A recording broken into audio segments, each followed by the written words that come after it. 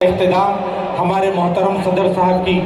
شاعری پر ہوگا، وہ کلام سنائیں گے، اس کے بعد ہوگا اپنے اس مشاعرے کا اختتام۔ شعر پڑھتا ہوں میں ابرار کاشف کے لیے، جس کو آپ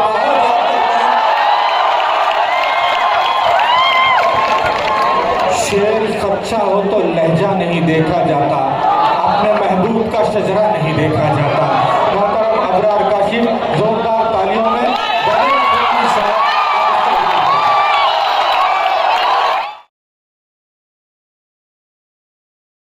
آواز پہنچ رہی ہے آپ تک؟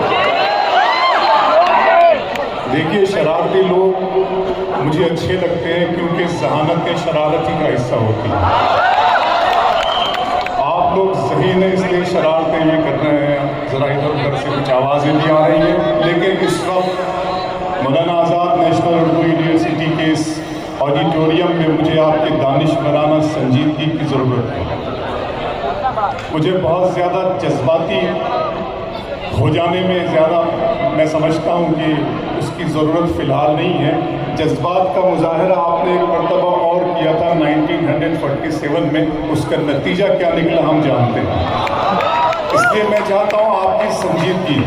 آپ کی دانشورانہ سوچ، آپ کی ان خوبصورت چہروں سے نکلتی ہوئی نورانی کرنوں کو میں اپنے اندر جذب کرنا چاہتا ہوں۔ ایک مرتبہ مجھے بتا دیں کہ میں آپ تیار ہوں۔ صدر صاحب کی اجازت سے ایک نئی نظم،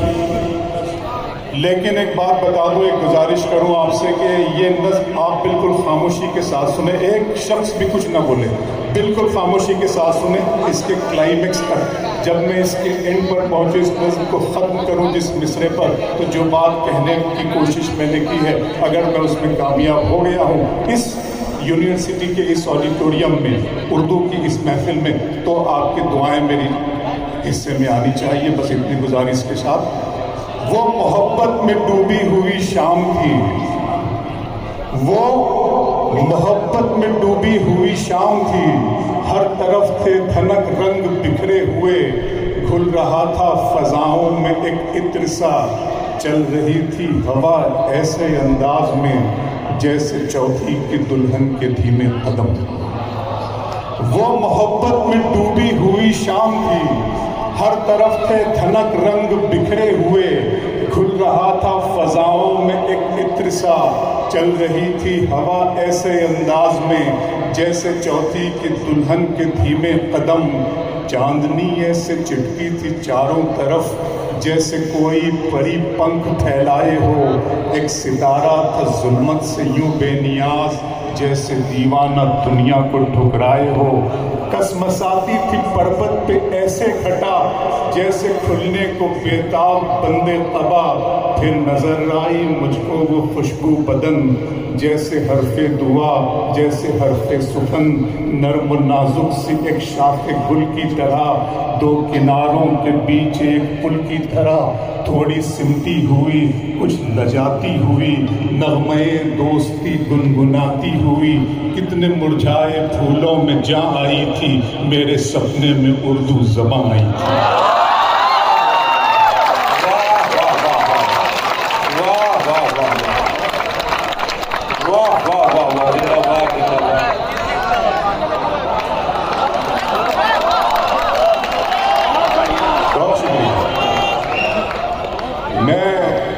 مس کیا ابھی تک آپ کے اس ملاقات کو، اور آج آ کر مجھے یہاں یہ لگ رہا ہے کہ مولانا بھائی،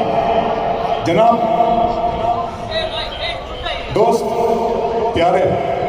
اس طرح پلیز۔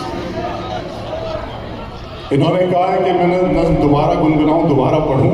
لہٰذا میں پڑھوں گا، لیکن اس سے پہلے میں یہ کہنا چاہتا ہوں کہ آج یہاں اس یونیورسٹی میں آ کر مجھے ایسا لگا کہ یہ صرف یونیورسٹی نہیں ہے بلکہ تہذیب کا لال قلعہ اور تمدن کا تاج ہے۔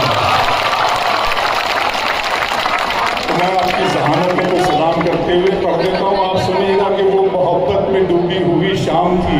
ہر طرف تھے دھنک رنگ بکھرے ہوئے، گھل رہا تھا فضاؤں میں ایک عطر سا، چل رہی تھی ہوا ایسے انداز میں جیسے چوتھی کی دلہن کے دھیمے قدم،